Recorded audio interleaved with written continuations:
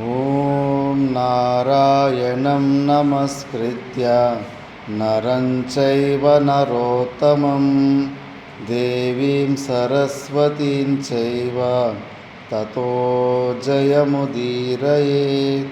ಓಂ ಶಾಂತಿ ಶಾಂತಿ ಶಾಂತಿ. ಕನ್ನಡ ವస్తుందా? ನಾವು ಮಹಾಭಾರತದ ವನಪರ್ವದಲ್ಲಿ ವಿಚಾರ ಮಾಡ್ತಿದ್ವಿ.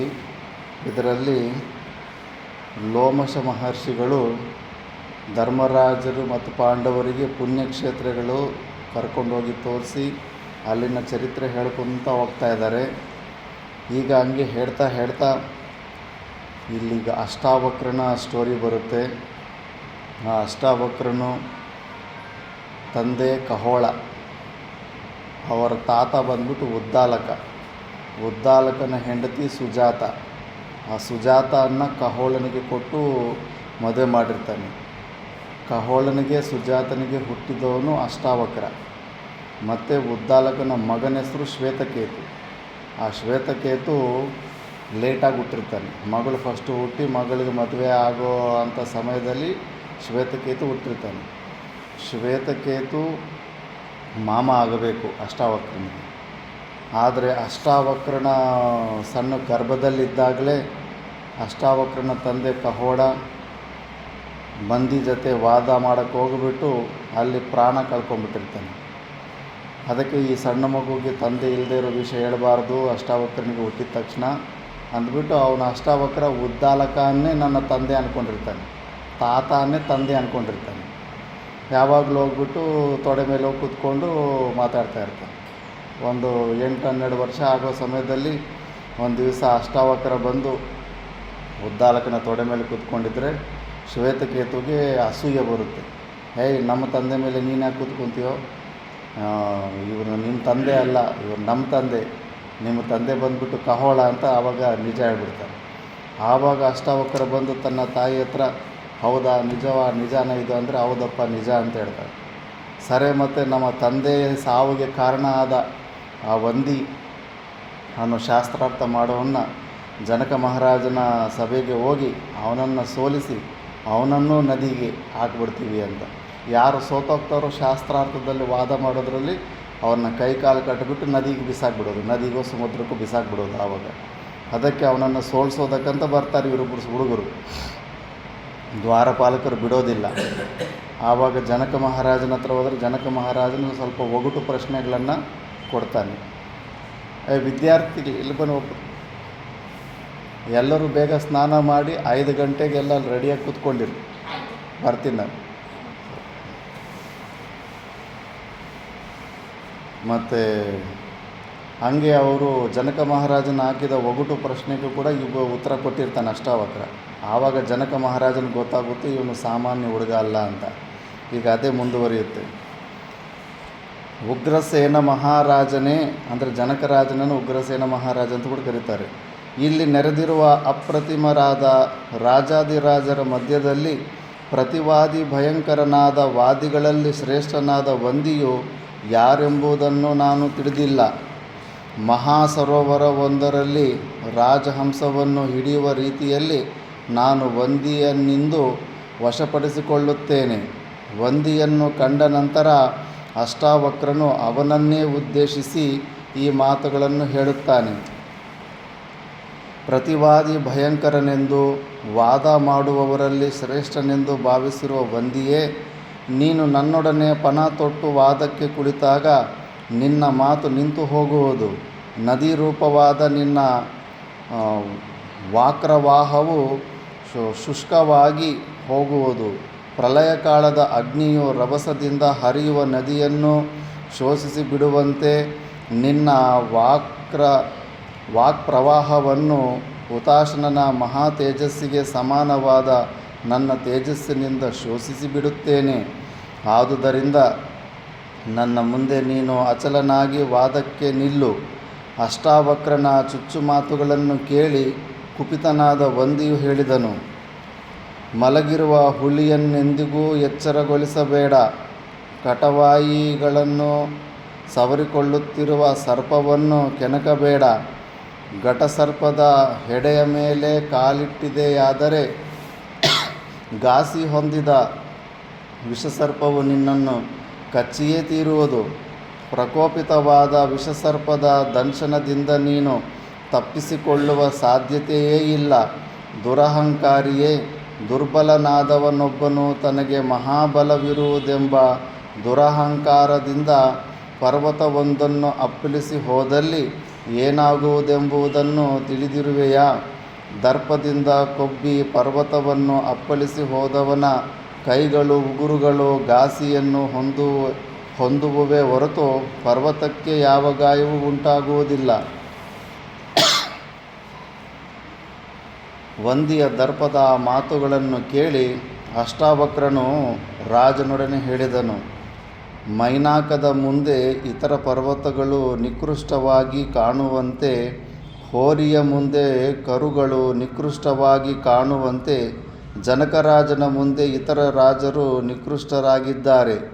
ದೇವತೆಗಳಲ್ಲಿ ಇಂದ್ರನು ಶ್ರೇಷ್ಠನೆಂದೆನಿಸಿರುವಂತೆಯೂ ನದಿಗಳಲ್ಲಿ ಗಂಗಾ ನದಿಯು ಶ್ರೇಷ್ಠ ನದಿ ಎಂದೆನಿಸಿರುವಂತೆಯೂ ಈ ಭೂವಲಯದ ರಾಜರಲ್ಲಿ ನೀನೊಬ್ಬನೇ ಶ್ರೇಷ್ಠನಾದ ರಾಜನೆಂದು ಪ್ರಸಿದ್ಧನಾಗಿರುವೆ. ಮಹಾರಾಜ, ಆದುದರಿಂದ ವಂದಿಯು ವಾದಿಸಲು ನನ್ನ ಸಮೀಪಕ್ಕೆ ಬರುವಂತೆ ಮಾಡು. ಯುಧಿಷ್ಠಿರ, ಅಷ್ಟಾವಕ್ರನು ಹೀಗೆ ಹೇಳುತ್ತಾ ವಂದಿಯ ವಿಷಯದಲ್ಲಿ ಕೋಪಾವಿಷ್ಟನಾಗಿ ಸಭಾಮಂದಿರವನ್ನೇ ನಡುಗಿಸಿಬಿಟ್ಟನು. ವಾದಕ್ಕೆ ಬಂದ ವಂದಿಯನ್ನು ಉದ್ದೇಶಿಸಿ ಅಷ್ಟಾವಕ್ರನು ಹೇಳಿದನು, ವಂದಿ ಪಂಡಿತನೇ, ನೀನು ನನ್ನ ಪ್ರಶ್ನೆಗಳಿಗೆ ಉತ್ತರವನ್ನು ಹೇಳು. ನಾನು ನಿನ್ನ ಪ್ರಶ್ನೆಗಳಿಗೆ ಸಮಂಜಸವಾದ ಉತ್ತರಗಳನ್ನು ಕೊಡುತ್ತೇನೆ. ವಂದಿಯು ಹೇಳುತ್ತಾನೆ, ಅಗ್ನಿಯೊಬ್ಬನೇ ಬಹುರೂಪನಾಗಿ ಪ್ರಜ್ವಲಿಸುತ್ತಾನೆ. ಸೂರ್ಯನೊಬ್ಬನೇ ಈ ವಿಶ್ವವೆಲ್ಲವನ್ನು ಪ್ರಕಾಶಗೊಳಿಸುತ್ತಾನೆ. ಮಹಾವೀರನಾದ ದೇವರಾಜನೊಬ್ಬನೇ ಶತ್ರು ಸಂಹಾರಕನು. ಪಿತೃದೇವತೆಗಳಿಗೆ ಈಶ್ವರನಾಗಿರುವವನು ಯಮನೊಬ್ಬನೇ. ಅಷ್ಟಾವಕ್ರನು ಬ್ರಹ್ಮಾದ್ವೈತದ ವಿಷಯವಾಗಿ ವಂದಿಯೊಡನೆ ವಾದ ಮಾಡುವನೆಂದು ಹಿಂದೆ ಹೇಳಿದ್ದಾನೆ. ಆದರೆ ಈಗ ವಾದವನ್ನಾರಂಭಿಸಿರುವವನು ವಂದಿ ಪಂಡಿತ, ಅಷ್ಟಾವಕ್ರನಲ್ಲ. ಆದುದರಿಂದ ವಂದಿಯು ಬ್ರಹ್ಮಾದ್ವೈತದ ವಿಷಯವಾಗಿ ವಾದವನ್ನು ಆರಂಭಿಸಿದನೆಂದು ಹೇಳುವುದಕ್ಕಾಗುವುದಿಲ್ಲ. 1, 2, 3 ಇತ್ಯಾದಿಗಳಿಗೆ ಪ್ರಪಂಚದ ವಸ್ತುಗಳನ್ನು ತದನುರೂಪವಾಗಿ ಜೋಡಿಸಿ ಹೇಳುವುದು ಚತುರತೆಯೇ ಸರಿ. ಅದನ್ನು ಉದ್ದಕ್ಕೂ ಹೇಳುತ್ತಾ ಹೋಗಲು ಎಲ್ಲರಿಂದಲೂ ಸಾಧ್ಯವಿಲ್ಲ. ಜೋಡಿಸಿ ಹೀಗೆ ಹೇಳುವುದರಲ್ಲಿ ವಂದಿ ಪಂಡಿತನು ತಾನು ನಿಷ್ಣಾತನೆಂದು ತಿಳಿದಿದ್ದರಿಂದಲೇ ಆ ವಿಧವಾದ ವಾದ ಸರಣಿಯನ್ನಾರಂಭಿಸಿದನು. ಇದು ವೇದಾಂತ ಪ್ರಕ್ರಿಯೆ ಎಂದು ಹೇಳಲಾಗುವುದಿಲ್ಲ. ಆದರೂ ವ್ಯಾಖ್ಯಾನಕಾರರು ಇದನ್ನು ವೇದಾಂತ ಪ್ರಕ್ರಿಯೆ ಎಂದು ವಂದಿಯು ಹೇಳಿರುವುದು ಬೌದ್ಧ ಮತದ ಸಿದ್ಧಾಂತವೆಂದು ಹೇಳಿದ್ದಾರೆ. ತ್ರೇತಾಯುಗದಲ್ಲಿ ಬೌದ್ಧ ಮತವಿದ್ದೀತೆ ಎಂಬುದು ವಿವಾದದ ಪ್ರಶ್ನೆ. ಆದುದರಿಂದ ಈ ಶ್ಲೋಕಗಳಿಗೆ ಯಥಾವತ್ತಾದ ಅರ್ಥವನ್ನು ಹೇಳುವುದೇ ಸೂಕ್ತವೆಂದು ತೋರುತ್ತದೆ. ಇದು ಟೀಕಾಕಾರರ ಅಭಿಪ್ರಾಯ. ವಂದಿಯು ಒಂದು ಸಂಖ್ಯೆ ಹೇಳಿದ್ರೆ ಆ ಸಂಖ್ಯೆಗೆ ತಕ್ಕಂಥದ್ದು ಪ್ರಪಂಚದಲ್ಲಿರುವಂಥ ಒಂದು ವಸ್ತು ಬಗ್ಗೆ ಹೇಳ್ಕೊತ ಹೋಗಬೇಕು.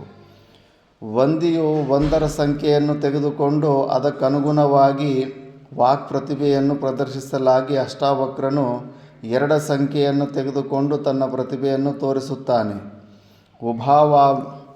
ಉಭಾವಾಮ್ನಿ ದಗ್ನಿ ಅಹಂ ವದ್ಯೇಹೆ ಇತ್ಯಾದಿ ಶ್ರುತ್ಯುಕ್ತಿಗಳಿಂದ ಅನ್ಯೋನ್ಯ ಪ್ರಿಯಸಕರಾದ ಇಂದ್ರಾಗ್ನಿಗಳಿಬ್ಬರೂ ಜೊತೆಯಲ್ಲಿಯೇ ಸಂಚರಿಸುತ್ತಾರೆ. ನಾರದ ಪರ್ವತರಿಬ್ಬರೂ ಯಾವಾಗಲೂ ಜೊತೆಯಲ್ಲಿಯೇ ಇರುವ ದೇವರ್ಷಿಗಳು ಎಂಬ ಶ್ರುತ್ಯುಕ್ತಿಯಂತೆ ಎಡೆಬಿಡದೆ ಯಾವಾಗಲೂ ಕೂಡಿಯೇ ಇರುವ ಅಶ್ವಿನಿ ದೇವತೆಗಳು ಇಬ್ಬರು.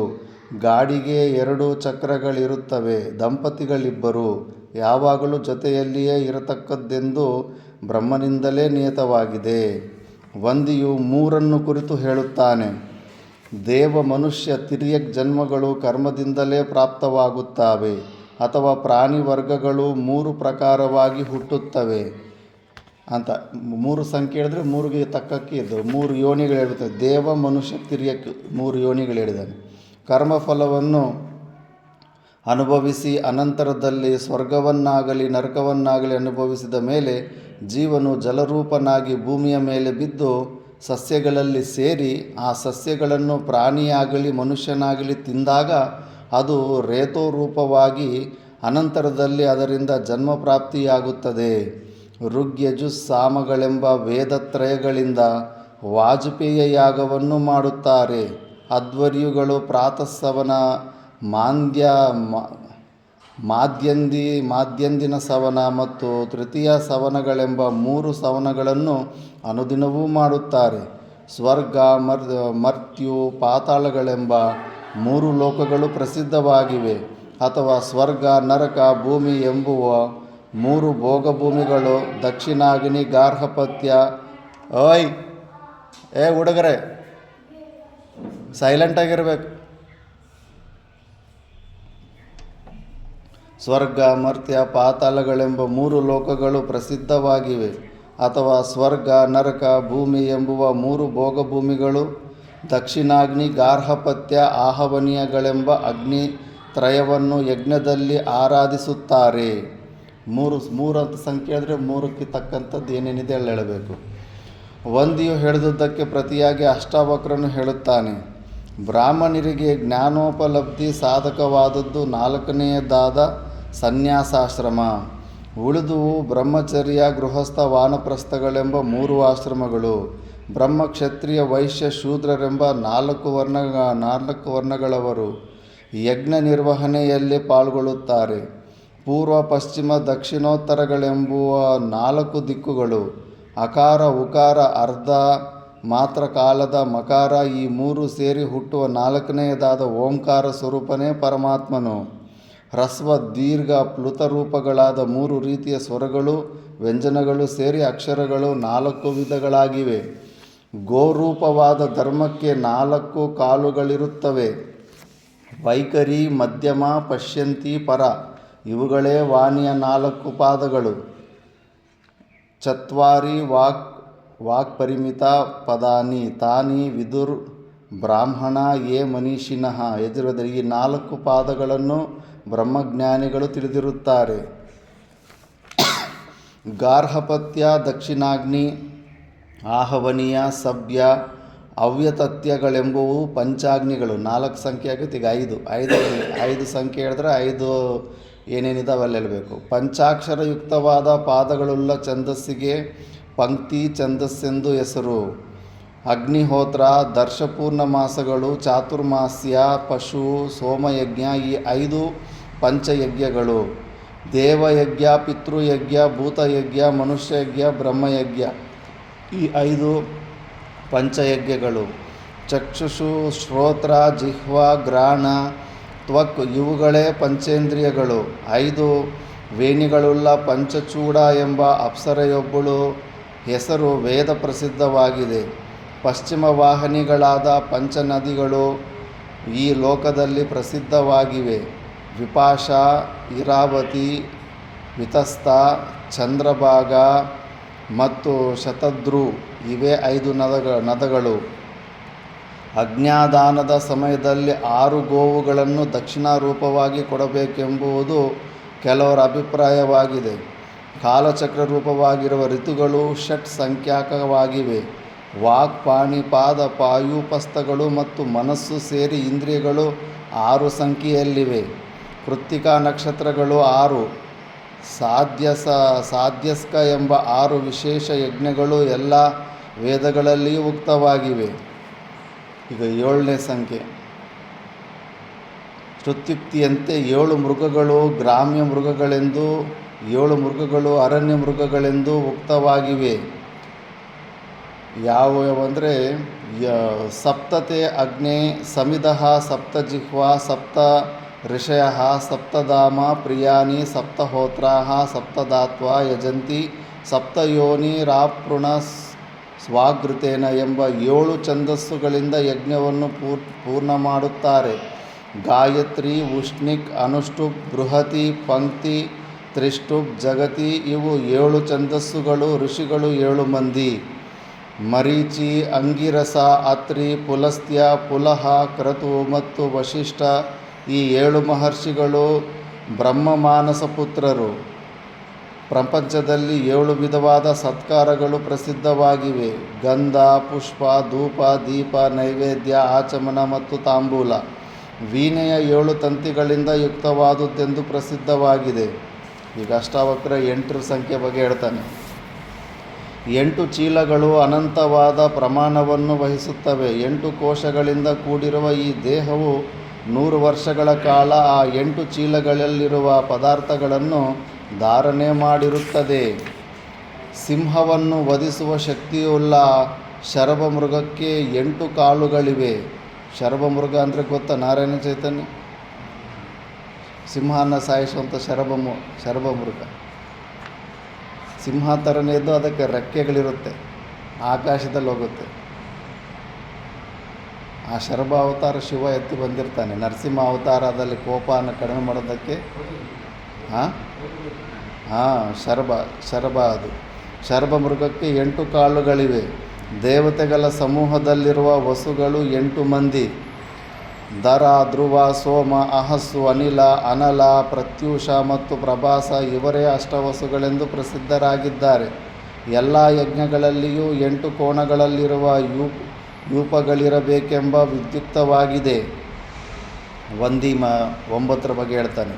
ಪಿತೃದೇವತೆಗಳ ಯಜ್ಞದಲ್ಲಿ ಉಷಂತಸ್ವ, ಹವಾಮಹೆ ಮೊದಲಾದ 9 ಸಾಮಿದೇನಿ ಋಕ್ಕುಗಳನ್ನು ಹೇಳುತ್ತಾರೆ. ಪ್ರಪಂಚದ ಸೃಷ್ಟಿಕ್ರಮವು ಪ್ರಕೃತಿ, ಪುರುಷ, ಮಹತ್ತತ್ವ, ಅಹಂಕಾರ ಮತ್ತು ಪಂಚತನ್ಮಾತ್ರಗಳು ಈ 9ರ ಸಂಯೋಜನೆಗೆ ಒಳಪಟ್ಟಿರುವುದೆಂದು ಹೇಳುತ್ತಾರೆ. ಒಂದು ಪಾದದಲ್ಲಿ 9 ಅಕ್ಷರಗಳಿರುವ ಛಂದಸ್ಸಿಗೆ ಬೃಹತಿ ಛಂದಸ್ಸೆಂದು ಹೆಸರು. ಅನುಷ್ಠುಪ್ ಛಂದದಲ್ಲಿ 8 ಇರ್ತವೆ, ಬೃಹತಿನಲ್ಲಿ 9 ಇರ್ತವೆ. 9ನೆಯ ಸಂಖ್ಯೆಯ ಗಣನೆಯಲ್ಲಿ ಕಡೆಯದಾಗಿರುತ್ತದೆ. ದಿಕ್ಕುಗಳು ಈಗ 10 ಬಗ್ಗೆ ಅಷ್ಟಾವಕ್ರ ಹೇಳ್ತಾನೆ. ದಿಕ್ಕುಗಳು 10. 10 ದಿಕ್ಕುಲು ನಯ, ఎన్ని దిక్కులు ఉన్నాయి మరి? 10 దిక్కులు అంటున్నారు. ఈశాన్యము దిక్కు కాదా? ఈశాన్యము, నైరుతి, ఆగ్నేయ, వాయవ్యం. మూలలు కూడా దిక్కులే. 4 మెయిన్: పూర్వం, పశ్చిమ, ఉత్తర, దక్షిణము. ఈశాన్యము, నైరుతి, ఆగ్నేయము, వాయు 8. పైన కింద 10. ಗರ್ಭಿಣಿಯರು ಮತ್ತು ತಿಂಗಳು ಗರ್ಭಧಾರಣೆ ಮಾಡುತ್ತಾರೆ. 10 ತಿಂಗಳು ಮ್ಯಾಕ್ಸಿಮಮ್ ಗರ್ಭಧಾರಣೆ ಮಾಡುತ್ತಾರೆ. ಶರೀರದ ಅವಸ್ಥೆಗಳು 10. ತತ್ವೋಪದೇಶಕ್ಕೆ ಅನರ್ಹರಾದವರು 10 ಮಂದಿ ಮತ್ತು ಪೂಜನೀಯರು 10 ಮಂದಿ.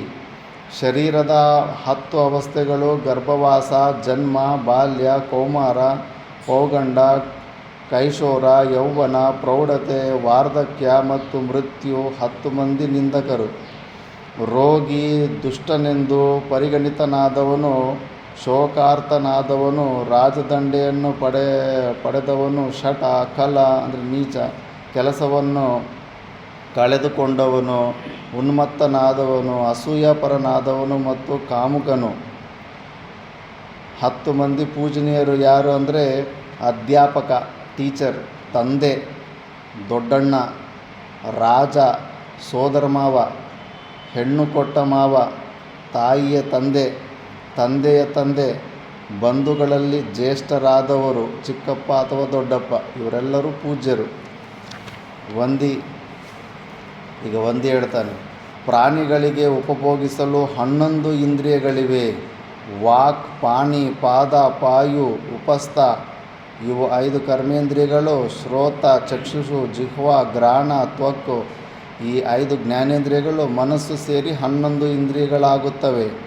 ಯಜ್ಞದಲ್ಲಿ ಪ್ರತಿಷ್ಠಾಪಿಸುವ ಯೂಪಸ್ತಂಭಗಳು 11 ಪ್ರಾಣಿಗಳಿಗೆ 11 ವಿಧವಾದ ವಿಕಾರಗಳುಂಟಾಗುವವು. ಕಾಮ, ಕ್ರೋಧ, ಲೋಭ, ಮೋಹ, ಮದ, ಮಾತ್ಸರ್ಯ, ಹರ್ಷ, ಶೋಕ, ರಾಗ, ದ್ವೇಷ ಮತ್ತು ಅಹಂಕಾರ ಇವು ಮಾನವನ 11 ವಿಕಾರಗಳು. ದೇವತೆಗಳಲ್ಲಿ 11 ಮಂದಿ ರುದ್ರರಿದ್ದಾರೆ. ಏಕಾದಶ ರುದ್ರರಂತಾರೆ. ಮೃಗ್ಯವ್ಯಾಧ, ಸರ್ಪ, ಮಹಾಶೋವಂತನಾದ ನಿರ್ವೃತಿ, ಅಜೈಕಪಾದ, ಅಹಿರ್ಬುಜ್ಞ, ಶತ್ರು ಸಂತಾಪಕನಾದ ಪಿನಾಕಿ, ದಹನ, ಈಶ್ವರ, ಪರಮಕಾಂತಿಮಂತನಾದ ಕಪಾಲಿ, ಸ್ಥಾನು ಮತ್ತು ಭವ ಇವರು ಏಕಾದಶ ರುದ್ರರು. ಅಷ್ಟಾವಕ್ರ ಸಂವತ್ಸರಗಳು. ಸಂವತ್ಸರವು 12 ಮಾಸಗಳಿಂದ ಯುಕ್ತವಾಗಿದೆ. ಜಗತಿ ಛಂದಸ್ಸಿನ ಪ್ರತಿಪಾದವು 12 ಅಕ್ಷರಗಳಿಂದ ಕೂಡಿರುವುದು. ಪ್ರಾಕೃತ ಯಜ್ಞವು 12 ದಿನಗಳು ನಡೆಯಬೇಕೆಂದು ಶ್ರೌತದಲ್ಲಿ ಉಕ್ತವಾಗಿದೆ. ಜ್ಞಾನಿಗಳಾದವರು 12 ಸೂರ್ಯರಿದ್ದಾರೆಂದು ಹೇಳುತ್ತಾರೆ. ಧಾತೃ, ಮಿತ್ರ, ಅರ್ಯಮ, ಇಂದ್ರ, ವರುಣ, ಅಂಶ, ಭಗ, ವಿವಸ್ವಂತ, ಪೂಷ, ಸವಿತೃ, ತ್ವಷ್ಟೃ ಮತ್ತು ವಿಷ್ಣು ಇವರು 12 ಆದಿತ್ಯರು. 12 ಜನ, 12 ಹೆಸರು ಸೂರ್ಯರಿಗೆ. ಈಗ ವಂದಿ ಈ ತ್ರಯೋದಶಿದಲ್ಲಿ ಸಿಕ್ಕಾಕೊಂಡ್ಬಿಡ್ತಾನೆ. ಶುಕ್ಲ ಪಕ್ಷದ ತ್ರಯೋದಶಿ ತಿಥಿಯು ಬಹು ಶುಭಪ್ರದವಾದುದೆಂದು ಹೇಳುತ್ತಾರೆ.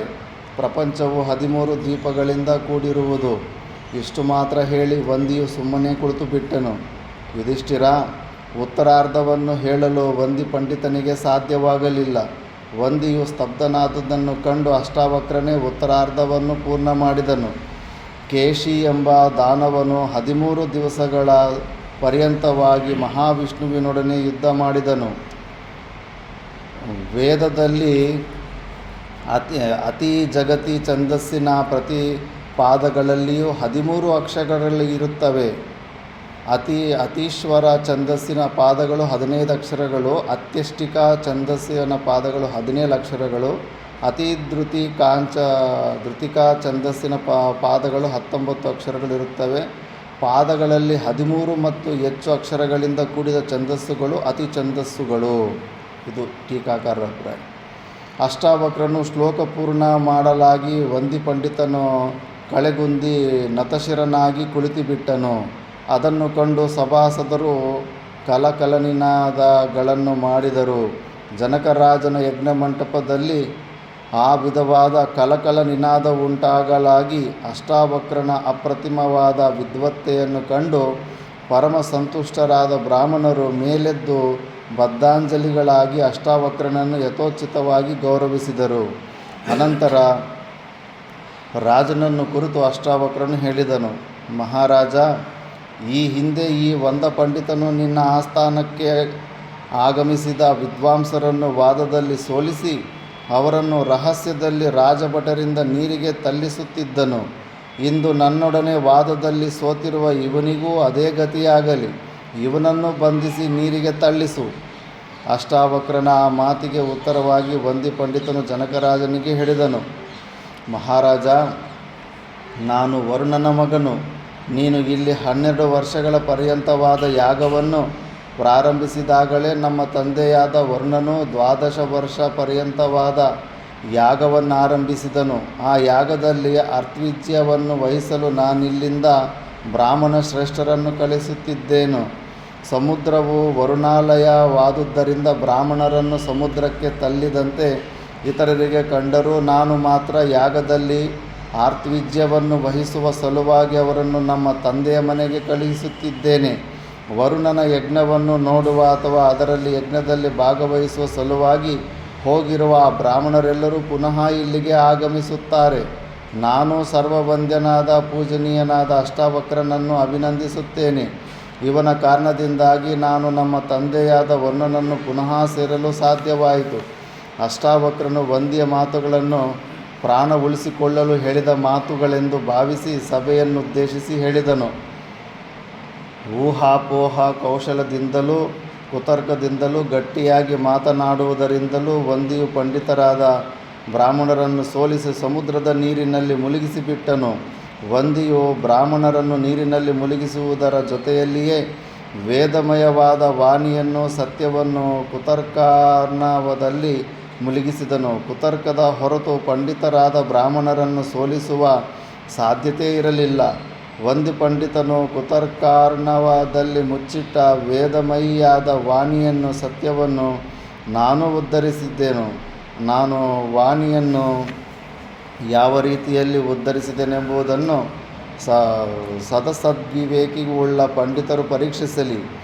ಸಮುದ್ರದಲ್ಲಿ ಮುಳುಗಿಸಿದ್ದುಂಟು, ಸಾಯಿಸಿಲ್ಲ, ಆದರೆ ಅವರನ್ನು ಆರ್ತ್ವಿಜ್ಯಕ್ಕೆ ಕಳುಹಿಸಿದ್ದೇನೆ ಎಂದು ವಂದಿಯು ಹೇಳುವ ಮಾತನ್ನು ಸತ್ಪುರುಷರು ಈ ದೃಷ್ಟಿಯಿಂದ ವಿವೇಚಿಸುತ್ತಾರೆ.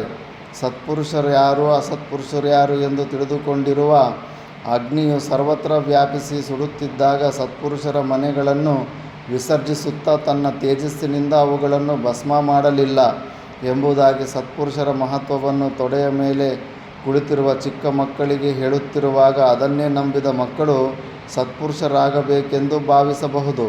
ಆದರೆ ಸುಡುತ್ತಿರುವ ಅಗ್ನಿಗೆ ಸತ್ಪುರುಷರು ಅಸತ್ಪುರುಷರೆಂಬ ವಿವೇಚನೆಯೇ ಇರುವುದಿಲ್ಲ. ಮಕ್ಕಳಿಗೆ ಹೇಳುವಂತೆ ಈ ವಂದಿಯು ಈ ಪರಿಯಲ್ಲಿ ನಮಗೂ ಹೇಳುತ್ತಿದ್ದಾನೆಯೇ ಹೊರತು ನೀರಿನಲ್ಲಿ ಮುಳುಗಿಸಿದ ನಂತರ ಆರ್ತ್ವಿಜ್ಯಕ್ಕೆ ಹೋಗುವುದಿರಲಿ ಅವರು ಉಳಿದಿರುವ ಸಾಧ್ಯತೆಯೇ ಇಲ್ಲ. ಬಳಿಕ ಅಷ್ಟಾವಕ್ರನು ಜನಕನಿಗೆ ಕಡೆಗೆ ತಿರುಗಿ ಹೇಳಿದನು, ಜನಕರಾಜ, ನಿನ್ನ ಬುದ್ಧಿಯು ಶ್ಲೇಷ್ಮಾತ್ಮಕಿ ಅಂದರೆ ಉನ್ಮತ್ತಿ ಹಣ್ಣನ್ನು ತಿಂದವನ ಬುದ್ಧಿಯಂತೆ ಮಂಕಾಗಿ ಹೋಯಿತೆ. ಉನ್ಮತ್ತಿಯ ಬೀಜವನ್ನು ಅಥವಾ ಹಣ್ಣನ್ನು ತಿಂದರೆ ಬುದ್ಧಿಯು ಮಂಕಾಗುವುದೆಂದು ಹೇಳುತ್ತಾರೆ. ಅಥವಾ ನಿನ್ನ ವಿಷಯದಲ್ಲಿ ಈ ವಂದಿಯು ಮತ್ತು ಪಂಡಿತರು ಮಾಡುವ ಹೊಗಳಿಕೆಯು ನಿನ್ನನ್ನು ಭ್ರಾಂತನನ್ನಾಗಿ ಮಾಡಿಬಿಟ್ಟಿರುವುದೋ? ಏಕೆಂದರೆ ಆನೆಗೆ ಅಂಕುಶವನ್ನು ಚುಚ್ಚುವ ರೀತಿಯಲ್ಲಿ ನಾನು ಮನಸ್ಸನ್ನು ಚುಚ್ಚುವ ಮಾತುಗಳನ್ನಾಡುತ್ತಿದ್ದರೂ ನೀನು ನನ್ನ ಯಾವ ಮಾತುಗಳನ್ನು ಕೇಳದವನಂತೆಯೇ ಮೌನ ವಹಿಸಿ ಕುಳಿತಿರುವೆ. ಅಷ್ಟಾವಕ್ರನ ಆ ಮಾತಿಗೆ ಉತ್ತರವಾಗಿ ಜನಕರಾಜನು ಹೇಳಿದನು, ಬ್ರಾಹ್ಮಣೋತ್ತಮನೇ, ನಿಶ್ಚಯವಾಗಿಯೂ ನಿನ್ನ ಮಾತುಗಳು ದಿವ್ಯವೂ ಮತ್ತು ಸಾಮಾನ್ಯ ಮನುಷ್ಯರಿಂದ ಹೇಳಲು ಅಶಕ್ಯವಾದವೂ ಆಗಿವೆ. ನೀನು ದಿವ್ಯರೂಪನಾಗಿರುವೆ. ಮಾನವರಲ್ಲಿ ಯಾರೊಬ್ಬರೂ ಈ ವಿಧವಾದ ದಿವ್ಯವಾಣಿಯನ್ನಾಡುವುದನ್ನು ನಾನು ಇದುವರೆಗೂ ಕೇಳಿರುವುದಿಲ್ಲ. ನೀನಿಂದು ನಿನ್ನ ವಿದ್ಯಾಪ್ರೌಢಿಮೆಯಿಂದಲೂ ವಾಕ್ಚಾತುರ್ಯದಿಂದಲೂ ವಂದಿ ಪಂಡಿತನನ್ನು ಸೋಲಿಸಿರುವೆಯಾದುದರಿಂದ ನಾನಿವನನ್ನು ನಿನ್ನ ವಶಕ್ಕೆ ಒಪ್ಪಿಸಿಬಿಟ್ಟಿರುತ್ತೇನೆ. ನಿನ್ನ ಇಚ್ಛೆ ಬಂದಂತೆ ಇವನನ್ನು ನೀನು ದಂಡಿಸಬಹುದು. ಜನಕರಾಜನೇ, ಈ ಮಂದಿಯು ಬದುಕಿರುವುದರಿಂದ ನನಗಾವ ಪ್ರಯೋಜನವೂ ಇಲ್ಲ. ವರುಣನೇ, ತನ್ನ ತಂದೆ ಎಂದು ಈ ವಂದಿ ಪಂಡಿತನು ಹೇಳಿಕೊಂಡವನಲ್ಲವೇ? ಇವನನ್ನು ಇವನ ತಂದೆಯ ಮನೆಗೆ ಕಳುಹಿಸಿಬಿಡೋಣ. ಈಗಲೇ ಇವನನ್ನು ಸಮುದ್ರದಲ್ಲಿ ಮುಳುಗಿಸೋಣವಾಗಲಿ. ಅಷ್ಟಾವಕ್ರನ ಮಾತನ್ನು ಕೇಳಿ ವಂಡಿ ಪಂಡಿತನನ್ನು ನಸುನಗುತ್ತಾ ಹೇಳಿದನು, ನಾನು ನಿಶ್ಚಯವಾಗಿಯೂ ವರುಣರಾಜನ ಮಗನೇ ಆಗಿರುವೆನು. ಆದುದರಿಂದ ಸಮುದ್ರದಲ್ಲಿ ಮುಳುಗಿಸುವ ವಿಷಯದಲ್ಲಿ ನಾನು ಭಯಪಡುವುದಿಲ್ಲ. ಇಷ್ಟು ಮಾತ್ರವಲ್ಲದೆ ನಾನು ಬ್ರಾಹ್ಮಣರನ್ನು ನನ್ನ ತಂದೆಯ ಮನೆಗೆ ಕಳುಹಿಸಿರುವೆನೆಂಬ ನನ್ನ ಮಾತು ಸತ್ಯವಚನವೇ ಆಗಿರುವುದು. ಅಷ್ಟಾವಕ್ರನ ತಂದೆಯಾದ ಕಹೋಡನನ್ನು ನಾನಲ್ಲಿಗೆ ಕಳುಹಿಸಿದ್ದೇನೆ. ಬಹಳ ವರ್ಷಗಳ ಹಿಂದೆಯೇ ಅದೃಶ್ಯನಾಗಿ ಹೋಗಿದ್ದ ತನ್ನ ತಂದೆಯಾದ ಕಹೋಡನನ್ನು ಅಷ್ಟಾವಕ್ರನು ಈ ಮುಹೂರ್ತದಲ್ಲಿಯೇ ಸಂದರ್ಶಿಸುತ್ತಾನೆ. ಲೋಮಶರು ಧರ್ಮರಾಜನನ್ನು ಕುರಿತು ಹೇಳುತ್ತಾರೆ. ಇದು ಲೋಮಶರು ಧರ್ಮರಾಜನಿಗೆ ಹೇಳ್ತಾ ಇರೋ ಸ್ಟೋರಿ. ಧರ್ಮಜ, ವಂದಿ ಪಂಡಿತನು ಹೀಗೆ ಹೇಳಿದ ಸ್ವಲ್ಪ ಹೊತ್ತಿನೊಳಗಾಗಿಯೇ ವರುಣನಿಂದ ಸತ್ಕೃತರಾದ ಬ್ರಾಹ್ಮಣರೆಲ್ಲರೂ ಜನಕನ ಬಳಿಗೆ ಬಂದರು. ಅವರ ಸಮೂಹದಲ್ಲಿದ್ದ ಅಷ್ಟಾವಕ್ರನ ತಂದೆಯಾದ ಕಹೋಡನು ಜನಕನ ಸಮೀಪಕ್ಕೆ ಬಂದು ಹೇಳಿದನು, ಜನಕರಾಜ, ಈ ಕಾರಣದಿಂದಲೇ ಪ್ರಜೆಗಳು ನಾನಾ ವಿಧವಾದ ವ್ರತಾನುಷ್ಠಾನಗಳನ್ನು ಮಾಡಿಯಾದರೂ ಮಕ್ಕಳನ್ನು ಪಡೆಯಲು ಯತ್ನಿಸುತ್ತಾರೆ.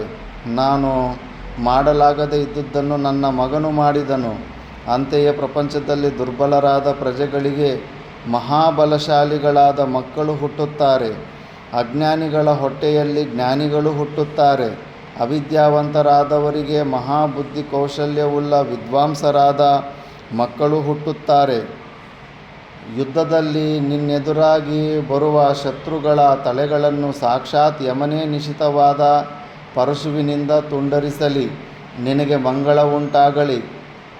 ಜನಕನ ಈ ಮಹಾಯಜ್ಞದಲ್ಲಿ ಪರಮಶ್ರೇಷ್ಠವಾದ ಉಕ್ತ್ಯಸಾಮವು ಗಾಯನ ಮಾಡಲ್ಪಡುತ್ತಿದೆ. ಸೋಮಪಾನವು ಯಥೇಚ್ಛವಾಗಿ ಮಾಡಲ್ಪಡುತ್ತಿದೆ. ದೇವತೆಗಳೇ ಸಾಕ್ಷಾತ್ತಾಗಿ ಬಂದು ಯಜ್ಞದ ಆವಿರ್ಭಾವವನ್ನು ಆದರದಿಂದ ಸ್ವೀಕರಿಸುತ್ತಾರೆ.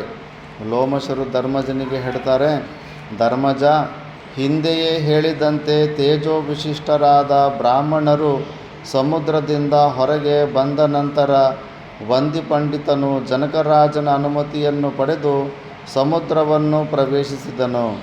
ಜನ್ಮಾರಭ್ಯ ಕಾಣದಿದ್ದ ತನ್ನ ತಂದೆಯನ್ನು ಕಂಡು ಅಷ್ಟಾವಕ್ರನು ಸಂತೋಷಭರಿತನಾಗಿ ಆತನ ಚರಣಕಮಲಗಳಿಗೆ ಅಭಿವಾದನಪೂರ್ವಕವಾಗಿ ನಮಸ್ಕರಿಸಿ ಯಥೋಚಿತವಾಗಿ ತಂದೆಯನ್ನು ಸತ್ಕರಿಸಿದನು.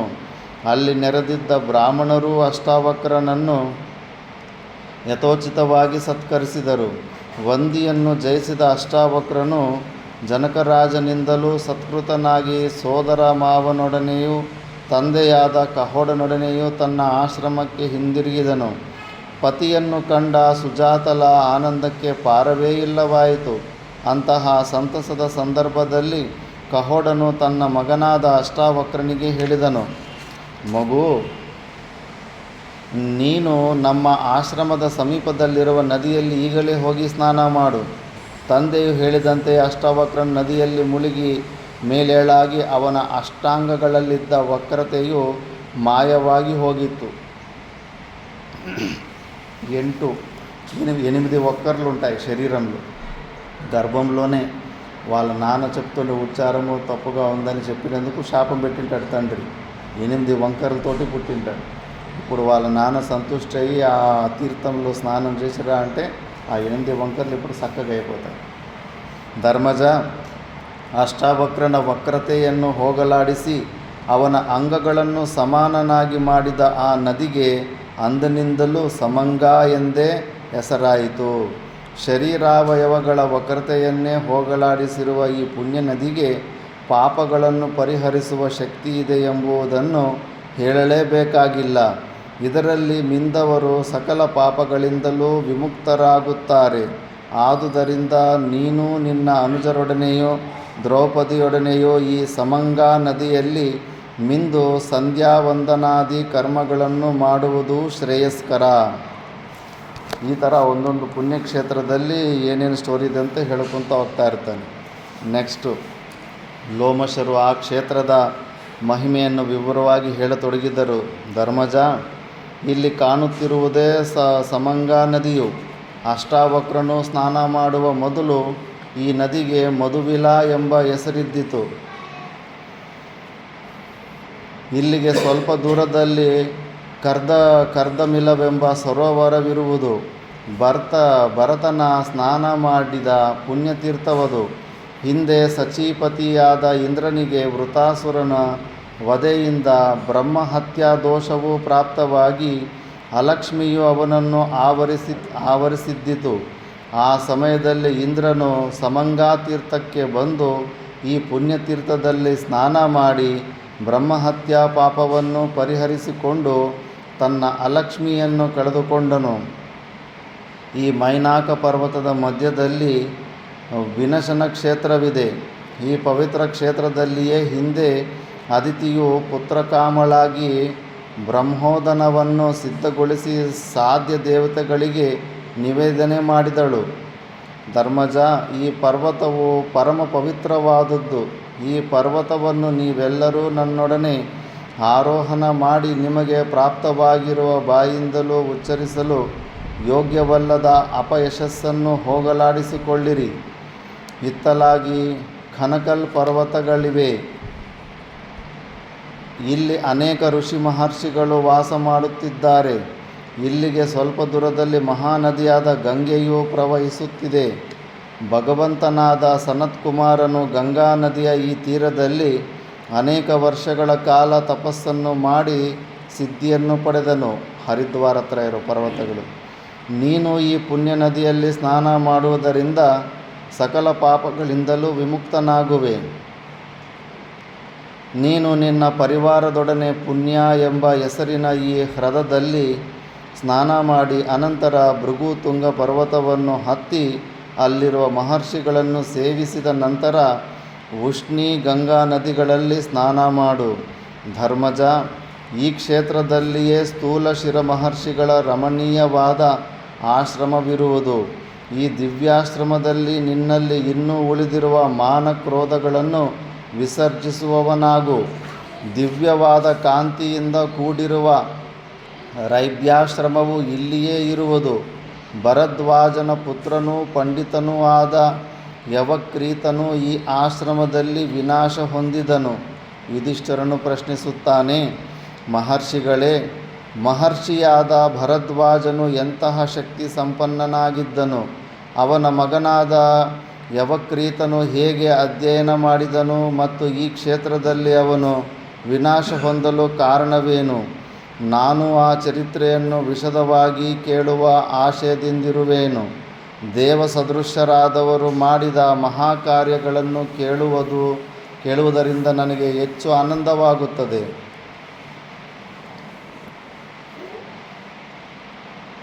ಯುಧಿಷ್ಠಿರನ ಪ್ರಾರ್ಥನೆಯಂತೆ ಲೋಮಶರು ಯವಕ್ರೀತನ ಚರಿತ್ರೆಯನ್ನು ಹೇಳಲು ಪ್ರಾರಂಭಿಸಿದರು. ಧರ್ಮಜ, ಭರದ್ವಾಜ ಮತ್ತು ರೈಬ್ಯರು ಬಾಲ ಸ್ನೇಹಿತರಾಗಿದ್ದರು. ಅವರಿಬ್ಬರೂ ಈ ಕ್ಷೇತ್ರದಲ್ಲಿಯೇ ವಾಸವಾಗಿದ್ದರು. ಪರಸ್ಪರ ಸಮಾಗಮ, ಸಂಭಾಷಣೆ, ಧರ್ಮ ಜಿಜ್ಞಾಸೆ ಇತ್ಯಾದಿಗಳಿಂದ ಅವರು ಹೆಚ್ಚಿನ ಆನಂದವನ್ನು ಪಡೆಯುತ್ತಿದ್ದರು. ರೈಬ್ಯನಿಗೆ ಅರ್ವಾವಸು, ಪರಾವಸು ಎಂಬ ಇಬ್ಬರು ಮಕ್ಕಳಿದ್ದರು. ಭರದ್ವಾಜನಿಗೆ ಯವಕ್ರೀತನೆಂಬ ಒಬ್ಬನೇ ಮಗನಿದ್ದನು. ರೈಬ್ಯನು ಮತ್ತು ಅವನ ಮಕ್ಕಳು ವೇದಾಂಗಗಳಲ್ಲಿ ಪಾರಂಗತರಾಗಿದ್ದರು. ಮಕ್ಕಳಿಂದ ಕೂಡಿದ್ದ ರೈಬ್ಯನು ವಿದ್ವಾಂಸನಾಗಿಯೂ ತಪಸ್ವಿಯಾಗಿಯೂ ಮತ್ತು ಚತುರನಾಗಿಯೂ ಇದ್ದನು. ಬಾಲ್ಯದಿಂದಲೂ ರೈಬ್ಯನ ಇಬ್ಬರು ಮಕ್ಕಳು ಅತುಲವಾದ ಕೀರ್ತಿಯನ್ನು ಗಳಿಸಿದ್ದರು. ಸಮಾಜದಲ್ಲಿ ರೈಬ್ಯನಿಗೂ ಮತ್ತು ಅವನ ಮಕ್ಕಳಿಗೂ ಹೆಚ್ಚು ಗೌರವವಿದ್ದಿತು. ಅವರು ವೇದಾಂಗ ಪಾರಂಗತರಾಗಿ ಸಕಲ ಶಾಸ್ತ್ರಗಳಲ್ಲಿಯೂ ನಿಷ್ಣಾತರಾಗಿದ್ದುದೇ ಅದಕ್ಕೆ ಮುಖ್ಯ ಕಾರಣ. ಭರದ್ವಾಜನು ಯಾರ ಗೊಡವೆಗೂ ಹೋಗದೆ ಸರ್ವದಾ ಜಪತಪಗಳಲ್ಲಿಯೇ ನಿರತನಾಗಿದ್ದುದರಿಂದ ಭರದ್ವಾಜನನ್ನಾಗಲಿ ಅವನ ಮಗ ಯವಕ್ರೀತನನ್ನಾಗಲಿ ಬ್ರಾಹ್ಮಣರು ಪುರಸ್ಕರಿಸುತ್ತಿರಲಿಲ್ಲ. ಬದಲಾಗಿ ಭರದ್ವಾಜನನ್ನು ಸ್ವಲ್ಪ ತಿರಸ್ಕಾರ ಭಾವನೆಯಿಂದಲೇ ಕಾಣುತ್ತಿದ್ದರು. ಬ್ರಾಹ್ಮಣರು ತನ್ನ ವಿಷಯದಲ್ಲಿ ತೋರುತ್ತಿದ್ದ ಅನಾದರಣೆಯನ್ನು ಜ್ಞಾನಿಯಾದ ಭರದ್ವಾಜನು ಪರಿಗಣಿಸದಿದ್ದರೂ ಯುವಕನಾದ ಯವಕ್ರೀತನಿಗೆ ಆ ವಿಷಯವು ಹೆಚ್ಚು ಖೇದವನ್ನುಂಟು ಮಾಡಿತು.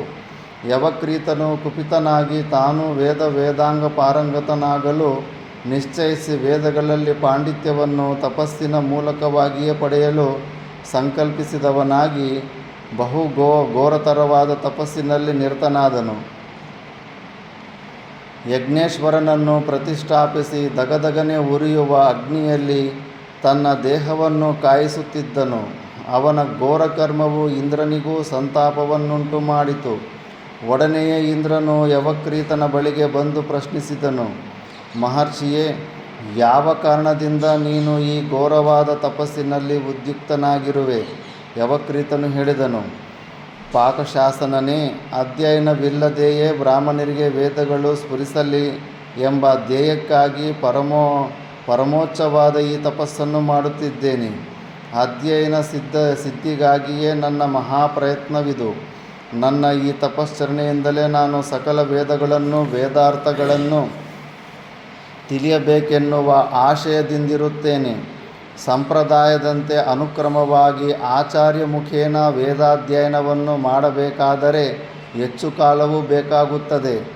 ಕೌಶಿಕನೇ, ಅತ್ಯಲ್ಪ ಕಾಲದಲ್ಲಿಯೇ ವೇದಾಂಗಗಳಲ್ಲಿ ಪ್ರಾವೀಣ್ಯವನ್ನು ಪಡೆಯುವ ಸಲುವಾಗಿ ನಾನೀ ಘೋರವಾದ ತಪಸ್ಸನ್ನು ಮಾಡುತ್ತಿದ್ದೇನೆ. ಇಂದ್ರನು ಹೇಳುತ್ತಾನೆ, ವಿಪ್ರಶ್ರೀಯೇ, ನೀನು ತಪಸ್ಸಿನ ಮೂಲಕವಾಗಿ ವೇದಾಂಗಗಳ ಜ್ಞಾನವನ್ನು ಪಡೆಯಲಿಚ್ಛಿಸಿರುವುದು ಸರಿಯಾದ ಮಾರ್ಗವಲ್ಲ. ಗುರುಮುಖೇನ ವೇದಾಧ್ಯಯನವನ್ನು ಮಾಡುವುದೇ ವಿಹಿತವೂ ಶ್ರೇಯಸ್ಕರವೂ ಆಗಿರುವುದು. ಸಂಪ್ರದಾಯಾನುಸಾರವಾಗಿ ಬಂದಿರುವ ಅಧ್ಯಯನ ಕ್ರಮವನ್ನು ನಾಶ ಮಾಡುವುದರಿಂದ ನಿನಗಾಗುವ ಪ್ರಯೋಜನವಾದರೂ ಏನು? ಇದರಿಂದ ನಿನಗೆ ಸರ್ವಥಾ ಶ್ರೇಯಸ್ಸುಂಟಾಗಲಾರದು. ಆದುದರಿಂದ ಈ ಘೋರ ತಪಸ್ಸನ್ನು ಇಲ್ಲಿಗೆ ನಿಲ್ಲಿಸಿ ಆಚಾರ್ಯರ ಬಳಿಗೆ ಹೋಗಿ ವೇದಾಧ್ಯಯನವನ್ನು ಆರಂಭಿಸುವವನಾಗು. ಧರ್ಮಜ, ಇಂದ್ರನು ಧರ್ಮಯುಕ್ತವಾದ ಇಷ್ಟು ಮಾತುಗಳನ್ನು ಯವಕ್ರೀತನಿಗೆ ಹೇಳಿ ಹೊರಟು ಹೋದನು. ಆದರೆ ಯವಕ್ರೀತನು ಮಾತ್ರ ಇಂದ್ರನ ಮಾತಿಗೆ ಕಿವಿಗೊಡದೆ ತಪಸ್ಸನ್ನೇ ಮುಂದುವರಿಸಿದನು. ತನ್ನ ಘೋರವಾದ ತಪಸ್ಸಿನಿಂದ ಪುನಃ ಇಂದ್ರನ ಮನಸ್ಸನ್ನೇ ಸಂತಾಪಗೊಳಿಸಿದನು. ಅವನ ತಪಸ್ಸಿನ ಬೇಗವನ್ನು ತಾಳಲಾರದೆ ಇಂದ್ರನು ಪುನಃ ಯವಕ್ರೀತನಿಗೆ ಆದೇಶ ನೀಡುತ್ತಾ ಹೇಳಿದನು, ಭಾರದ್ವಾಜನೇ, ನೀನು ಅಶಕ್ಯವಾದುದನ್ನು ಶಕ್ಯ ಮಾಡಲು ಉಪಕ್ರಮಿಸಿರುವೆ. ತಪಸ್ಸಿನ ಪ್ರಭಾವದಿಂದಲೇ ವೇದಗಳ ದಿವ್ಯಜ್ಞಾನವು ಬ್ರಾಹ್ಮಣ ಸಾಮಾನ್ಯಕ್ಕೂ ಸ್ಫುರಿಸಬೇಕೆಂಬ ಆಶಯದಿಂದ ನೀನು ಘೋರವಾದ ತಪಸ್ಸನ್ನು ಮಾಡುತ್ತಿರುವೆ. ಇದೆಂದಿಗೂ ಸಾಧ್ಯವಾಗತಕ್ಕದ್ದಲ್ಲ. ಸರಿಯಾಗಿ ಸಮಾಲೋಚಿಸಿ ನೀನು ಈ ತಪಸ್ಸನ್ನು ಪ್ರಾರಂಭಿಸಿರುವುದಿಲ್ಲ. ನಿನ್ನ ತಪಸ್ಸಿನ ಫಲದಿಂದ ನಿನ್ನ ಮತ್ತು ನಿನ್ನ ತಂದೆಯ ಹೃದಯಗಳಲ್ಲಿ ಮಾತ್ರ ವೇದಗಳು ಪ್ರಕಾಶಗೊಳ್ಳುತ್ತವೆ. ಇಷ್ಟರಿಂದಲೇ ಸಂತೃಪ್ತನಾಗು. ಇಂದ್ರದೇವ, ನೀನು ನನ್ನ ಅಪೇಕ್ಷೆಯನ್ನು ಈಡೇರಿಸದಿದ್ದರೆ ನಾನು ತಪಸ್ಸಿನಿಂದ ಖಂಡಿತವಾಗಿ ವಿಮುಖನಾಗುವುದಿಲ್ಲ. ನಾನು ಮತ್ತು ಘೋರವಾದ ತಪಸ್ಸನ್ನು ಮಾಡಲು ಉಪಕ್ರಮಿಸುವೆನು. ನನ್ನ ಶರೀರವನ್ನು ಅನೇಕ ಭಾಗಗಳಾಗಿ ಕತ್ತರಿಸಿ ಯಜ್ಞೇಶ್ವರನಲ್ಲಿ ಹೋಮ ಮಾಡುವೆನು. ಈ ತಪಸ್ಸಿನ ಫಲದಿಂದ ಬ್ರಾಹ್ಮಣರೆಲ್ಲರೂ ಅಧ್ಯಯನವನ್ನು ಮಾಡದೆಯೇ ವೇದವನ್ನು ಪಡೆದುಕೊಳ್ಳುವಂತಾಗಬೇಕು. ಲೋಮಶರು ಧರ್ಮಜನಿಗೆ ಹೇಳ್ತಾರೆ, ಧರ್ಮಜ, ಯದ್ಯಪಿ ಇಂದ್ರನು ಹೇಳಿದುದು ಧರ್ಮಸಮ್ಮತವಾಗಿದ್ದರೂ ಯವಕ್ರೀತನ ನಿರ್ಧಾರವನ್ನು ಬದಲಾಯಿಸಲು ಅವನಿಗೆ ಸಾಧ್ಯವಾಗಲಿಲ್ಲ. ಇಂದ್ರನು ಕ್ಷಣಕಾಲ ಯೋಚಿಸಿದನು. ಉಪಾಯಾಂತರದಿಂದಲಾದರೂ ಅವನನ್ನು ಆ ಘೋರ ತಪಸ್ಸಿನಿಂದ ವಿಮುಖನನ್ನಾಗಿ ಮಾಡಬೇಕೆಂದು ನಿಶ್ಚಯಿಸಿದವನಾಗಿ ಅನೇಕ ಶತವರ್ಷಗಳು ಕಳೆದಿರುವ ಬಲಹೀನನಾದ ಯಕ್ಷ ರೋಗ ಪೀಡಿತನಾದ ವೃದ್ಧ ಬ್ರಾಹ್ಮಣನ ರೂಪವನ್ನು ಧರಿಸಿ ಯವಕ್ರೀತನು ಸ್ನಾನ ಮಾಡಲು ಬರುತ್ತಿದ್ದ ಗಂಗಾ ನದಿಯ ದಂಡೆಯಲ್ಲಿ ಅಲ್ಲಿದ್ದ ಮರಳಿನಿಂದ ಗಂಗಾ ನದಿಗೆ ಕಟ್ಟೆ ಕಟ್ಟಲು ಸತತವಾಗಿ ಪ್ರಯತ್ನಿಸುತ್ತಿದ್ದನು.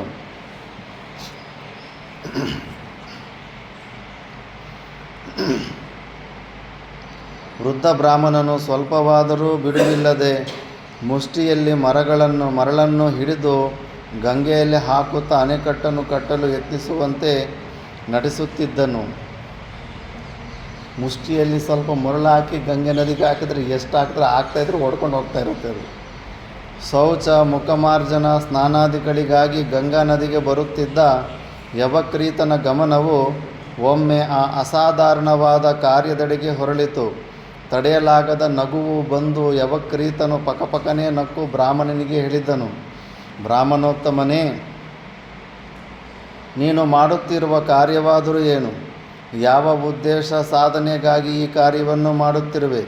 ಸಾಧ್ಯವಾಗದೇ ಇರುವ ಕಾರ್ಯಕ್ಕಾಗಿ ನೀನೇಕಿಷ್ಟು ಶ್ರಮಿಸುತ್ತಿರುವೆ? ಬ್ರಾಹ್ಮಣನು ಹೇಳುತ್ತಾನೆ, ಮಗು, ನಾನು ಗಂಗಾ ನದಿಗೆ ಸೇತುವೆಯನ್ನು ಕಟ್ಟಲು ಯತ್ನಿಸುತ್ತಿದ್ದೇನೆ. ನಾನು ಸೇತುವೆಯನ್ನು ಕಟ್ಟಿದೆನಾದರೆ ಜನರಿಗೆ ಗಂಗಾ ನದಿಯನ್ನು ದಾಟಲು ಬಹು ಸುಲಭವಾದ ದಾರಿಯನ್ನು ಮಾಡಿಕೊಟ್ಟಂತಾಗುತ್ತದೆ. ಈಗ ಜನರು ದೋಣಿಯಲ್ಲಿಯೇ ಹೋಗಿ ಬಂದು ಮಾಡಬೇಕಾಗಿರುವುದರಿಂದ ಬಹಳ ತೊಂದರೆಗೀಡಾಗಿದ್ದಾರೆ. ಸ್ವತಂತ್ರವಾಗಿ ಹೋಗಿ ಬರುವಂತಿಲ್ಲ. ಪರಾವಲಂಬನೆಯಿಂದಲೇ ಈ ಗಂಗಾ ನದಿಯನ್ನು ದಾಟಬೇಕಾಗಿದೆ. ಆದುದರಿಂದ ನಾನು ಈ ಪರಾವಲಂಬನೆಯ ಕಷ್ಟವನ್ನು ಜನರಿಗೆ ತಪ್ಪಿಸಲು ಸೇತುವೆಯನ್ನು ಕಟ್ಟಲು ಉದ್ಯುಕ್ತನಾಗಿದ್ದೇನೆ. ಬ್ರಾಹ್ಮಣೋತ್ತಮನೇ, ಮಹಾರಭಸವುಳ್ಳ ಈ ಗಂಗಾ ಪ್ರವಾಹದಲ್ಲಿ ನೀನು ಸೇತುವೆಯನ್ನು ಕಟ್ಟುವ ಸಾಧ್ಯತೆ ಇಲ್ಲ. ಆದುದರಿಂದ ಕಾರ್ಯರೂಪಕ್ಕೆ ಖಂಡಿತವಾಗಿಯೂ ತರಲಾಗದ ಕಾರ್ಯದಲ್ಲಿ ಪ್ರವೃತ್ತನಾಗಬೇಡ. ಶಕ್ಯವಿರುವ ಕಾರ್ಯವನ್ನು ಮಾಡು. ತಪೋಧನನೇ, ನಾನು ಈ ಕಾರ್ಯವನ್ನು ಮಾಡಿ ಮುಗಿಸಿಯೇ ತೀರಬೇಕೆಂದು ಸಂಕಲ್ಪಿಸಿಬಿಟ್ಟಿದ್ದೇನೆ. ನೀನು ತಪಸ್ಸಿನ ಮೂಲಕವಾಗಿಯೇ ವೇದಾಂಗಗಳನ್ನು ಎಂದು ಸಾಧಿಸಲು ಅಶಕ್ಯವಾದ ಕಾರ್ಯದಲ್ಲಿಯೇ ಪ್ರವೃತ್ತನಾಗಿರುವೆಯಲ್ಲವೇ? ಯವಕ್ರೀತನಿಗೆ ವೃದ್ಧ ಬ್ರಾಹ್ಮಣನ ಆ ಮಾತುಗಳನ್ನು ಕೇಳಿ ಇಂದ್ರನೇ ವೃದ್ಧ ಬ್ರಾಹ್ಮಣ ರೂಪವನ್ನು ಧರಿಸಿ ತನಗೆ ಬುದ್ಧಿ ಕಲಿಸಲು ಸಲುವಾಗಿ ಬಂದಿರುವನೆಂಬುದು ತಿಳಿಯಿತು. ಬ್ರಾಹ್ಮಣರೆಲ್ಲರಿಗೂ ತನ್ನೊಬ್ಬನ ತಪಸ್ಸಿನಿಂದಲೇ ವೇದಜ್ಞಾನವು ಲಭಿಸಬೇಕೆಂಬುದು ಯವಕ್ರೀತನ ಘೋರ ತಪಸ್ಸಿಗೆ ಕಾರಣವಾಗಿದ್ದಿತು. ಅದು ಲಭಿಸಲಾರದೆಂದು ನಿಶ್ಚಯವಾದ ನಂತರ ಬ್ರಾಹ್ಮಣನನ್ನು ಇಂದ್ರ ಎಂದೇ ಸಂಬೋಧಿಸಿ ಯವಕ್ರೀತನು ಹೇಳಿದನು, ದೇವರಾಜನೇ, ನಿನ್ನ ಪ್ರಯತ್ನವು ವ್ಯರ್ಥವಾಗುವಂತೆ ನನ್ನ ಪ್ರಯತ್ನವೂ ವ್ಯರ್ಥವಾಗುವುದಾದರೆ ಕಾರ್ಯರೂಪಕ್ಕೆ ತರಬಹುದಾದ ಮಾರ್ಗವನ್ನಾದರೂ ನಿರ್ದೇಶಿಸು.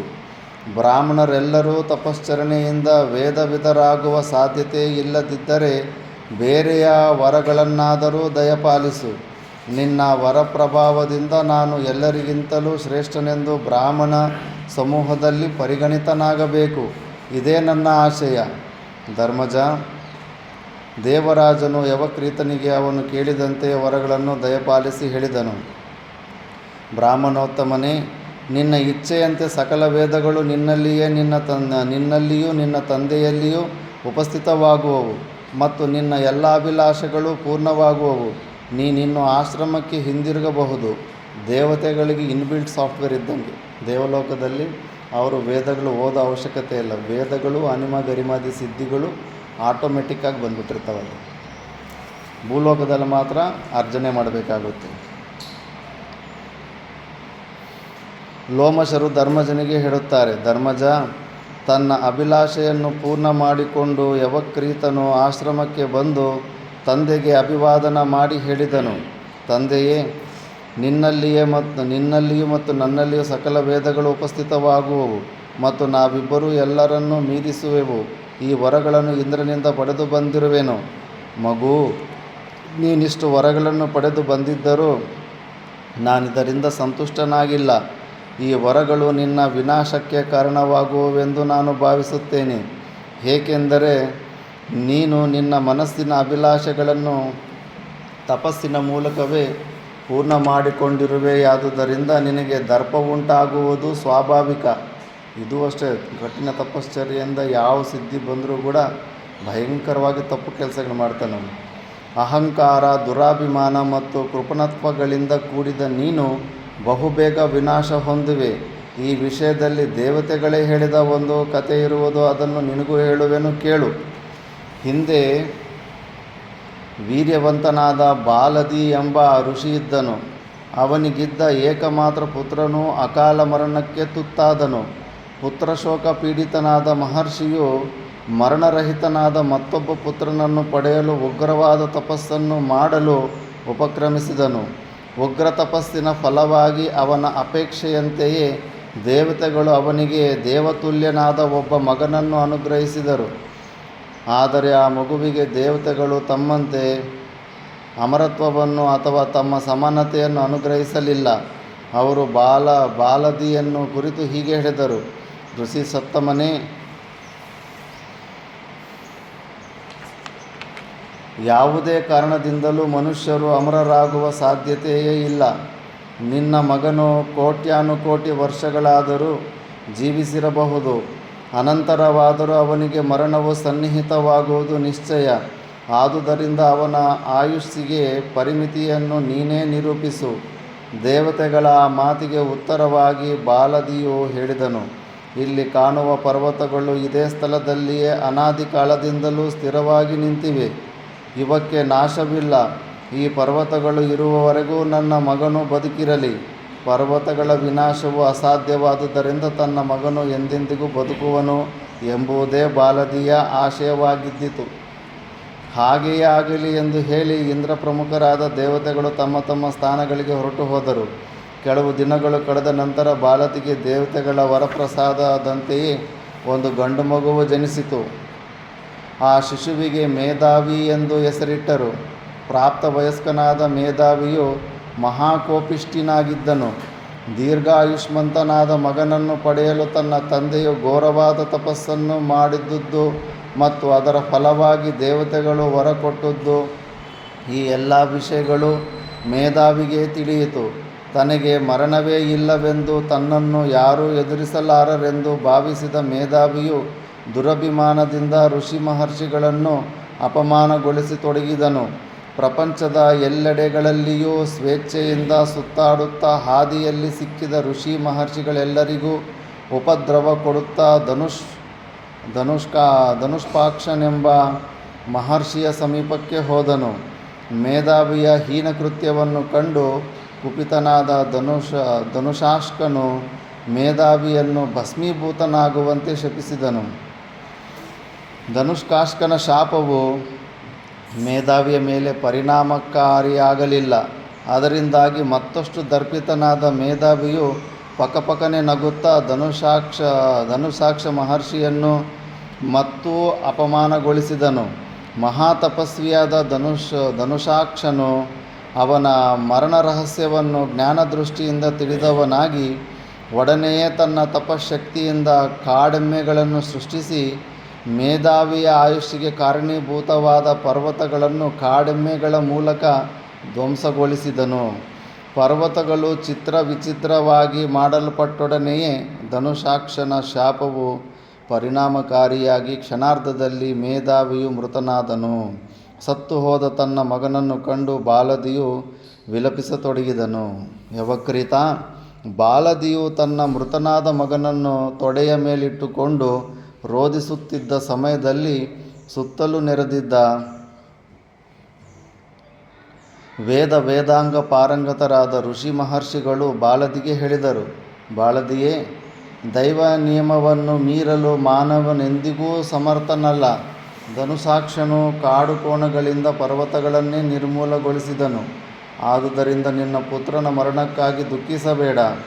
ಮಗು, ಯುವಕರಾದ ಋಷಿಕುಮಾರರು ಘೋರವಾದ ತಪಸ್ಸನ್ನು ಮಾಡಿ ವರಗಳನ್ನು ಪಡೆದು ಗರ್ವಿಷ್ಠರಾಗಿ ಅತ್ಯಲ್ಪ ಕಾಲದಲ್ಲಿ ವಿನಾಶವನ್ನು ಹೊಂದುತ್ತಾರೆ. ಈ ಕಾರಣದಿಂದ ನೀನಿಂದು ಪಡೆದಿರುವ ವರಕ್ಕಾಗಿ ನಾನೆಂದಿಗೂ ಸಂತೋಷ ಪಡುವುದಿಲ್ಲ. ನಿನ್ನ ವಿನಾಶವು ಸನ್ನಿಹಿತವಾಯಿತೆಂದೇ ಸಂಕಟಪಡುತ್ತಿದ್ದೇನೆ. ನನ್ನ ಈ ಮಾತನ್ನಾದರೂ ನೆನಪಿನಲ್ಲಿಟ್ಟುಕೋ. ನನ್ನ ಮಿತ್ರನಾದ ರೈಬ್ಯನು ಸಾಮಾನ್ಯನಲ್ಲ, ಮಹಾವೀರ್ಯನು ಮತ್ತು ಮಹಾಸತ್ವನು. ಅವನ ಮಕ್ಕಳು ತಂದೆಯಂತೆಯೇ ಮಹಾವೀರ್ಯರು ಮತ್ತು ಮಹಾಸತ್ವರೂ ಆಗಿರುತ್ತಾರೆ. ಆದುದರಿಂದ ನೀನು ಯಾವಾಗಲೂ ಅವರ ವಿಷಯದಲ್ಲಿ ಅತ್ಯಂತ ಜಾಗರೂಕನಾಗಿರು. ಅವರ ಹತ್ತಿರಕ್ಕೂ ಹೋಗಬೇಡ. ರೈಬ್ಯನು ಮಹಾಕೋಪಿಷ್ಠನೂ ಆಗಿರುತ್ತಾನೆ. ಅವನು ನಿನ್ನ ಮೇಲೆ ಕೋಪಗೊಂಡರೆ ನಿನಗೆ ಖಂಡಿತವಾಗಿಯೂ ಕೇಡುಂಟಾಗುತ್ತದೆ. ಯವಕ್ರೀತನು ಹೇಳಿದನು, ತಂದೆಯೇ, ನೀನು ಹೇಳಿದಂತೆ ನಾನು ನಡೆಯುವನು. ಈ ವಿಷಯವಾಗಿ ನೀನು ಸ್ವಲ್ಪವೂ ಪರಿತಾಪ ಪಡಬೇಕಾಗಿಲ್ಲ. ತಂದೆಯಾದ ನಿನ್ನನ್ನು ಗೌರವಿಸುವಂತೆಯೇ ಪೂಜ್ಯನಾದ ರೈಬಿನನ್ನು ಗೌರವಿಸುತ್ತೇನೆ. ಧರ್ಮಜ, ಯವಕ್ರೀತನು ತಂದೆಯಾದ ಭರದ್ವಾಜನನ್ನು ಸಂತೈಸುವುದಕ್ಕಾಗಿ ಸೌಜನ್ಯಯುತವಾದ ಮಾತುಗಳನ್ನು ಹೇಳಿದ್ದೇನೋ ನಿಜ. ಆದರೆ ಯಾರಿಗೂ ಯಾವುದಕ್ಕೂ ಭಯಪಡದೆ ಸ್ವೇಚ್ಛಾಚಾರಿಯಾಗಿ ಋಷಿ ಮಹರ್ಷಿಗಳನ್ನು ಕುಚೋದ್ಯ ಮಾಡುತ್ತಾ ಅದರಿಂದಲೇ ಆನಂದ ಪಡುತ್ತಾ ಯವಕ್ರೀತನು ಕಳೆಯುತ್ತಿದ್ದನು. ದುಷ್ಟಬುದ್ಧಿ ಇರೋವನಿಗೆ ಬಲ, ದುಡ್ಡು ಬಂದರೂ ವಿದ್ಯೆ ಬಂದರೂ ಇನ್ನೊಬ್ಬರನ್ನ ಹಿಂಸೆ ಮಾಡೋದಕ್ಕೆ ಬಳಸ್ತಾನೆ. ಅದಕ್ಕೆ ಯಾವಾಗಲೂ ದುಷ್ಟರಿಗೆ ಯಾವತ್ತೇ ಬಲ ಬರಬಾರ್ದು. ಅವರಿಗೆ ಒಳ್ಳೆಯವ್ರಿಗೆ ಬಲ ಬಂದರೆ ಅದು ಇನ್ನೊಬ್ಬನಿಗೆ ಉಪಯೋಗ ಆಗುತ್ತೆ. ದುಷ್ಟನಿಗೆ ವಿದ್ಯೆ ಬಂದರೂ ಕೂಡ ಅದರಿಂದ ಕುತರ್ಕಲಾದಿಗೆ ಮಾಡಿ ಅವಮಾನಪಡಿಸಿ ಇನ್ನೊಬ್ಬನಿಗೆ ಹಿಂಸೆನೇ ಕೊಡ್ತಾ ಇರ್ತಾನೆ ಅದನ್ನು.